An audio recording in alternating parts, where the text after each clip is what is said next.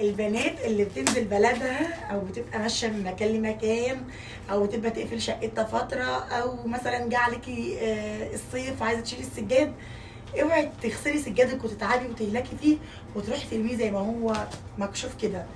شفتوا بكره الاسترتش بتاعت الاكل دي؟ انتوا هتشتروها من اي مكان، هاتوا البكره الكبيره هتفضل عندكم مسافه. سلفيني السجاد بتاعك او سلفيني الموكيت بتاعك اللي انت بتحبي تفرشيه، وهتحافظي عليه لحد الشتاء من التراب، من اي حاجه تمسك فيه، من اي حشره تمسك فيه، هيبقى بالشكل الحلو بتاعك ده كده، جميل جدا جدا جدا. بصوا، حطيه بقى تحت السرير، حطيه فوق الدولاب، ما تقلقيش من اي حاجه خالص. كده بقى لها 3 سنين، تمنها ممكن يكون مش جايب ال $20. 3 سنين بستعملها في الاكل وكل حاجه.